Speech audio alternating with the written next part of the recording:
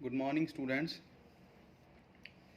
आज ਤੁਹਾਡੇ सामने मैं जो अपने पंजाब पुलिस के पेपर चल रहे हैं ਉਹਦੇ ਵਿੱਚ कुछ क्वेश्चनस ने कैलेंडर ਦੇ जो आ रहे ਨੇ। ਆਪਾਂ ਉਹਨਾਂ ਦੇ ਨਾਲ ਦੇ क्वेश्चन ਜਾਂ ਉਹਨਾਂ ਦੀ ਕੀ ट्रिक है ਉਹ ਅੱਜ स्टार्ट करांगे। जिस तरह कि ਉੱਥੇ क्वेश्चन आंदा है सदी ਦਾ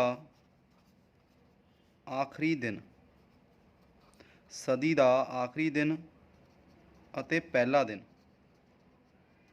ਪਹਿਲਾ ਦਿਨ ਕਿੱਦਾਂ ਦੱਸਣੇ ਆਪਾਂ? ਆਖਰੀ ਤੇ ਪਹਿਲਾ ਦਿਨ ਸਦੀ ਦਾ ਕਿਸ ਤਰ੍ਹਾਂ ਦੱਸਣੇ ਆਪਾਂ? ਸਟਾਰਟ ਕਰਦੇ ਹਾਂ ਜੀ।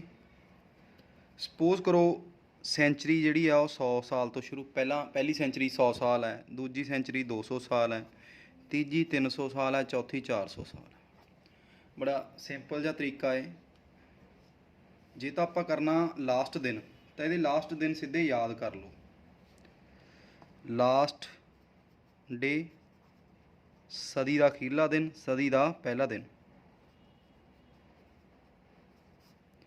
ਕਿਵੇਂ ਕਰਾਂਗੇ? 100 ਸਾਲ ਵਾਲੀ ਸੈਂਚਰੀ ਦੇ ਵਿੱਚ ਜਿਹੜਾ ਅਖੀਰਲਾ ਦਿਨ ਹੁੰਦਾ ਪਹਿਲੇ 100 ਸਾਲ ਵਾਲੀ, ਉਹ ਹੁੰਦਾ ਫਰਾਈਡੇ। 200 ਸਾਲ ਵਾਲੀ 'ਚ ਵੈਡਨਸਡੇ, ਬੁੱਧਵਾਰ, फिर मंडे, तो फिर आ गया जी संडे। ये किसी भी सदी के अखीरले दिन होंगे ने, इन्हों तो बिना कोई भी होर दिन सदी का आखिरी दिन नहीं हो सकता। इदा ही सदी का पहला दिन, ये भी याद कर लेना किहड़ा किहड़ा दिन होंदा सदी का पहला दिन। 100 साल वाली का पहला दिन मंडे होंदा, इहदा होंदा सैटरडे,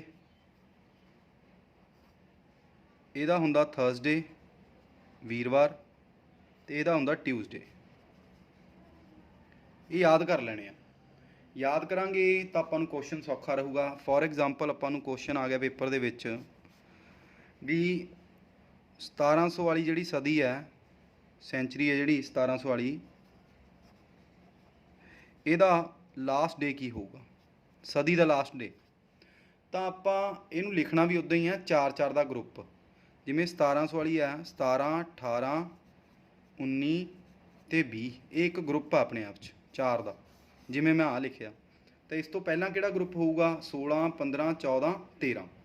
ਤਾਂ 17 ਸਟਾਰਟਿੰਗ ਵਾਲੀ ਆ। ਦੇਖੋ ਸਟਾਰਟਿੰਗ ਵਾਲੀ ਦਾ ਆਖਰੀ ਦਿਨ ਕਿਹੜਾ ਏ? ਫਰਾਈਡੇ। ਸੇਮ ਇਹਦਾ ਪਹਿਲਾ ਦਿਨ ਮੰਡੇ। ਤਾਂ ਇਦਾਂ ਕਰਨਾ ਕੁਛ। ਇਹ ਕਿੰਨਾ ਹੋਊਗਾ ਜੀ? आखिरी दिन बुधवार, पहला दिन शनिवार। बड़ा ही सौखे ने, इन्हों याद कर लो बस, सारे क्वेश्चन हो जाएंगे।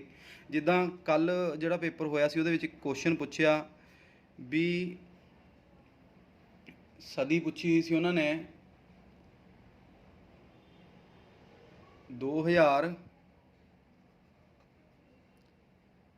3515वीं सदी, मान लो आ पुछ ली 2315 ਜਿਹੜੀ ਸਦੀ ਹੈ ਇਹਦਾ ਆਖਰੀ ਦਿਨ ਕੀ ਹੈ?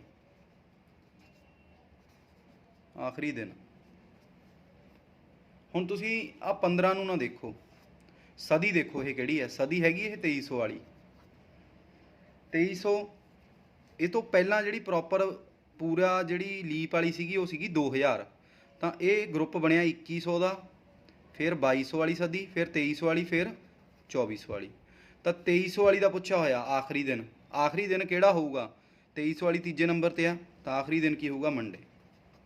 ਜੇ ਇਹਦਾ ਉਹ ਪੁੱਛਦਾ ਪਹਿਲਾ ਦਿਨ, ਤਾਂ ਪਹਿਲਾ ਦਿਨ ਤੁਸੀਂ ਦੱਸ ਸਕਦੇ ਹੋ ਪਹਿਲਾ ਦਿਨ ਕੀ ਹੋਊਗਾ? ਵੀਰਵਾਰ।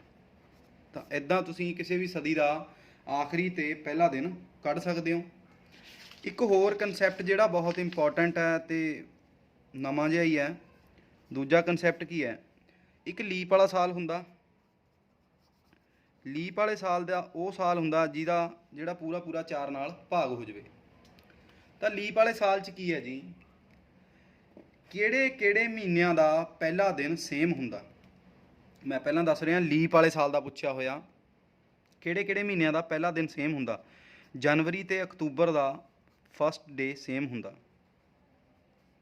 ਚੈੱਕ ਕਰਕੇ ਦੇਖ ਸਕਦੇ ਹੋ ਕਿਸੇ ਵੀ ਲੀਪ ਵਾਲੇ ਸਾਲ ਦਾ, ਜਿੱਦਾਂ 2000 ਸਾਲ ਨਿਕਲਿਆ ਪਿਛਲਾ, ਉਹਦੀ ਜਨਵਰੀ ਤੇ ਅਕਤੂਬਰ ਦਾ ਦੇਖ ਲਓ, ਮਹੀਨੇ ਦਾ ਪਹਿਲਾ ਪਹਿਲਾ ਦਿਨ ਸੇਮ ਹੋਊਗਾ। ਇਦਾਂ ਹੀ ਮਾਰਚ, ਨਵੰਬਰ ਤੇ ਫਰਵਰੀ ਤਿੰਨਾਂ ਦਾ ਫਸਟ ਡੇ ਸੇਮ ਹੋਊਗਾ। ਫਿਰ ਇਦਾਂ ਹੀ ਆ ਗਿਆ ਤੁਹਾਡਾ ਅਪ੍ਰੈਲ ਤੇ ਜੁਲਾਈ, ਇਹ ਦਾ ਵੀ ਫਸਟ ਡੇ ਸੇਮ ਹੋਊਗਾ। ਫਿਰ ਆ ਗਿਆ ਜੀ ਆਪਣਾ ਸਤੰਬਰ ਐਂਡ ਦਸੰਬਰ, ਇਹਨਾਂ ਦਾ ਵੀ ਫਸਟ ਡੇ ਸੇਮ ਹੋ। ਇਹ ਯਾਦ ਰੱਖਣਾ। ਹੁਣ ਤੀਸਰਾ ਕਨਸੈਪਟ ਜਿਹੜਾ ਇਹ ਬਹੁਤ ਜ਼ਿਆਦਾ ਪੇਪਰ 'ਚ ਪੁੱਛਿਆ ਜਾ ਰਿਹਾ, ਵੀ ਤੁਸੀਂ ਇਹ ਯਾਦ ਰੱਖਣਾ, ਰਿਜ਼ਲਟ ਯਾਦ ਰੱਖ ਲਓ। ਦੋ ਰਿਜ਼ਲਟ ਨੇ, ਅਗਰ ਤਾਂ ਲੀਪ ਤੋਂ ਨੌਨ ਲੀਪ ਤੇ ਜਾਣਾ ਜਾਂ ਨੌਨ ਲੀਪ ਤੋਂ ਲੀਪ ਤੇ ਜਾਣਾ। ਅਗਰ ਤਾਂ ਲੀਪ ਤੋਂ ਨੌਨ ਲੀਪ ਤੇ ਜਾਣਾ 28 ਫਰਵਰੀ ਤੋਂ ਪਹਿਲਾਂ, ਬਿਫੋਰ, ਇਹ ਤੋਂ ਪਹਿਲਾਂ, ਜਾਂ 28 ਫਰਵਰੀ ਤੋਂ ਬਾਅਦ। ਇਹ 28 ਫਰਵਰੀ ਤੋਂ ਪਹਿਲਾਂ 28 ਵਿੱਚ ਆਉਂਦੀ ਹੈ, ਇਨਕਲੂਡ ਹੈ। 28 ਫਰਵਰੀ ਤੋਂ ਬਾਅਦ, ਆਫਟਰ। ਸੇਮ ਚੀਜ਼ ਇੱਧਰ, ਪਰ ਫਰਕ ਕੀ ਹੈ? ਇਹ ਲੀਪ ਤੋਂ ਨੌਨ ਲੀਪ ਤੇ ਜਾਣਾ, ਇਹ ਨੌਨ ਲੀਪ ਤੋਂ ਲੀਪ ਤੇ ਜਾਣਾ। ਤਾਂ ਇੱਥੇ ਤੁਸੀਂ 2 ਦਿਨ ਜੋੜਨੇ ਆ, ਅੱਗੇ ਵਧਾਣੇ ਆ, ਇੱਥੇ 1 ਦਿਨ ਅੱਗੇ ਵਧਾਉਣਾ। ਇੱਧਰ ਉਲਟ ਹੋ ਜੂ, ਇੱਧਰ 1 ਦਿਨ ਅੱਗੇ ਵਧਾਓ, ਇੱਧਰ 2 ਦਿਨ ਅੱਗੇ ਵਧਾਓ। ਫੋਰ ਐਗਜ਼ਾਮਪਲ ਆਪਾਂ ਕਰਕੇ ਦੇਖਦੇ ਹਾਂ। ਵੀ ਮੰਨ ਲਓ 26 ਜਨਵਰੀ 1992 ਨੂੰ ਮੈਂ ਮੰਨ ਕੇ ਚੱਲ ਰਿਹਾ ਮੰਡੇ ਹੈ, ਤਾਂ ਤੁਹਾਨੂੰ ਪੁੱਛਿਆ ਗਿਆ 26 ਜਨਵਰੀ 1993 ਨੂੰ ਕਿਹੜਾ ਦਿਨ ਹੋਊਗਾ। ਤਾਂ ਕਨਸੈਪਟ ਕੀ ਹੈ? ਲੀਪ ਤੋਂ ਨੌਨ ਲੀਪ, ਇਹ ਲੀਪ ਹੈ, ਇਹ ਨੌਨ ਲੀਪ ਹੈ, ਇਹ ਤੋਂ ਜਾਣਾ ਇਹਦੇ ਤੇ ਅੱਗੇ। ਫਰਵਰੀ ਤੋਂ ਪਹਿਲਾਂ ਦਾ ਕੁਐਸਚਨ ਹੈ, ਤਾਂ 2 ਦਿਨ ਅੱਗੇ ਵਧਾਣੇ ਨੇ। ਟਿਊਜ਼ਡੇ 1 ਦਿਨ ਵੱਧ ਗਿਆ ਅੱਗੇ, ਉਸ ਤੋਂ ਅਗਲਾ ਦਿਨ ਕੀ ਹੈ? ਵੈਡਨਸਡੇ। ਤਾਂ ਇਹਦਾ ਆਨਸਰ ਆ ਗਿਆ। ਇਦਾਂ ਹੀ ਜੇ ਮੈਂ ਇਹ ਕੁਐਸਚਨ ਪੁੱਛ ਲਵਾਂ ਵੀ 26 ਮਾਰਚ 1992 ਨੂੰ ਮੰਨ ਲਓ ਸੰਡੇ ਹੈ, ਤਾਂ 26 ਮਾਰਚ 1993 ਨੂੰ ਕਿਹੜਾ ਦਿਨ ਹੋਊਗਾ? ਤਾਂ ਦੇਖੋ ਇਹ 26 ਮਾਰਚ ਤੋਂ ਬਾਅਦ 28 ਫਰਵਰੀ ਤੋਂ ਬਾਅਦ ਵਾਲਾ ਦਿਨ ਹੈ, ਤਾਂ 1 ਐਡ ਕਰਨਾ। ਲੀਪ ਤੋਂ ਨੌਨ ਲੀਪ ਤੇ ਜਾ ਰਿਹਾ ਪਹਿਲਾਂ ਹੀ, ਤਾਂ 1 ਦਿਨ ਵਧਾਉਣਾ ਅੱਗੇ, ਤਾਂ ਆਨਸਰ ਮੰਡੇ ਆ ਜਾਊਗਾ। ਇਸ ਤਰੀਕੇ ਨਾਲ ਅਗਰ ਤੁਹਾਨੂੰ ਆਹ ਚੀਜ਼ ਯਾਦ ਹੈ, ਤੁਸੀਂ ਇਹਨੂੰ ਆਰਾਮ ਨਾਲ ਕਰ ਸਕਦੇ ਹੋ। ਇੱਕ ਹੋਰ ਜਿਹੜਾ ਤੁਹਾਡਾ ਇੰਪੋਰਟੈਂਟ ਹੈ ਇਹਦੇ ਵਿੱਚ, ਵੀ ਜਿਹੜਾ ਕੈਲੰਡਰ ਹੈ ਕਿੰਨੇ ਸਾਲਾਂ ਬਾਅਦ ਰਿਪੀਟ ਹੋ ਜਾਂਦਾ, ਇਹ ਵੀ ਬੱਚਿਆਂ ਦਾ ਕੁਐਸਚਨ ਹੈ। ਕੈਲੰਡਰ ਕਿੰਨੇ ਸਾਲਾਂ ਬਾਅਦ ਰਿਪੀਟ ਹੁੰਦਾ? ਕੈਲੰਡਰ ਜਿਹੜਾ ਰਿਪੀਟ ਹੁੰਦਾ ਇਹ ਤੁਹਾਡਾ, ਕੈਲੰਡਰ ਜਿਹੜਾ ਰਿਪੀਟ ਹੁੰਦਾ ਜਾਂ ਸੇਮ ਹੁੰਦਾ, ਉਹ 6, 11, 11 ਤੇ 28 ਇੰਨੇ ਸਾਲਾਂ ਬਾਅਦ ਰਿਪੀਟ ਹੁੰਦਾ। ਉਹ ਕਿਸ ਤਰ੍ਹਾਂ, ਉਹ ਆਪਾਂ ਦੱਸਦੇ ਹਾਂ। ਜਿਸ ਤਰ੍ਹਾਂ ਵੀ ਜੇ ਤੁਹਾਡੇ ਕੋਲ ਰਿਮਾਈਂਡਰ, ਜੇ ਤੁਹਾਡੇ ਕੋਲ ਰਿਮਾਈਂਡਰ 1 ਬਚਦਾ ਏ ਤਾਂ 6 ਜੋੜ ਦਿਓ, ਜੇ 2 ਬਚਦਾ ਏ ਤਾਂ 11 ਜੋੜ ਦਿਓ, ਜੇ 3 ਬਚਦਾ ਤਾਂ ਵੀ 11 ਜੋੜ ਦਿਓ, ਜੇ 4 ਬਚਦਾ ਤਾਂ 28 ਜੋੜ ਦਿਓ, ਜਾਂ 0 ਬਚੂਗੀ। ਐਗਜ਼ਾਮਪਲ ਦੇ ਤੌਰ ਤੇ ਤੁਹਾਨੂੰ ਕੁਐਸਚਨ ਆ ਗਿਆ ਵੀ 1992 ਦਾ ਜਿਹੜਾ ਕੈਲੰਡਰ ਹੈ ਉਹ ਕਿਹੜੇ ਵਿਚ ਈਅਰ, ਕਿਹੜੇ ਈਅਰ ਦੇ ਵਿੱਚ ਨਾਲ ਉਹ ਸੇਮ ਹੋ ਜਾਊਗਾ 1992 ਦਾ ਕੈਲੰਡਰ। ਤਾਂ ਤੁਸੀਂ ਕੀ ਕਰਨਾ, ਸਿਰਫ 92 ਨੂੰ ਡਿਵਾਈਡ ਕਰਕੇ ਦੇਖੋ 4 ਨਾਲ, ਪੂਰਾ ਪੂਰਾ ਕੱਟ ਗਿਆ, ਪੂਰਾ ਪੂਰਾ ਕੱਟਦਾ ਤਾਂ ਰਿਮਾਈਂਡਰ 0 ਆ ਗਿਆ। ਤਾਂ 1992 ਦੇ ਵਿੱਚ 28 ਸਾਲ ਜੋੜ ਦਿਓ।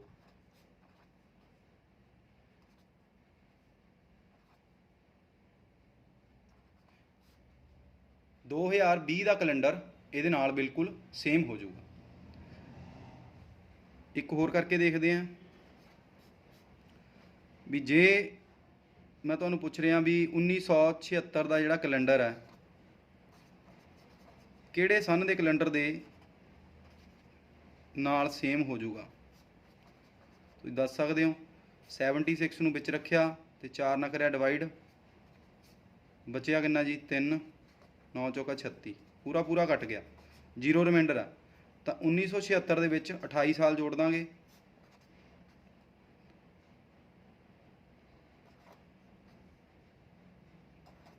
ਦੋ 2004 ਦਾ ਕੈਲੰਡਰ ਇਹਦੇ ਨਾਲ ਬਿਲਕੁਲ ਸੇਮ ਹੋ ਜਾਊਗਾ। ਇਹਦੇ ਨਾਲ ਜਿਹੜੀਆਂ ਇਹ ਆਪਣੀਆਂ ਕੈਲੰਡਰਸ ਦੀ ਜਿਹੜੀ ਅੱਜ ਦੀਆਂ ਟ੍ਰਿਕਸ ਸੀ ਇਹ ਕੰਪਲੀਟ ਹੁੰਦੀਆਂ ਨੇ। ਨੈਕਸਟ ਕਲਾਸ ਲੈ ਕੇ ਤੁਹਾਡੇ ਸਾਹਮਣੇ ਜਲਦੀ ਆਵਾਂਗੇ। ਅਗਰ ਇਹ ਵਾਲੀ ਵੀਡੀਓ ਵਧੀਆ ਲੱਗੀ ਹੋਵੇ ਤਾਂ ਪਲੀਜ਼ ਇਸ ਵੀਡੀਓ ਨੂੰ ਸ਼ੇਅਰ ਕਰੋ, ਲਾਈਕ ਕਰੋ ਤੇ ਸਾਡੇ ਚੈਨਲ ਨੂੰ ਸਬਸਕ੍ਰਾਈਬ ਕਰੋ। Thank you, bye.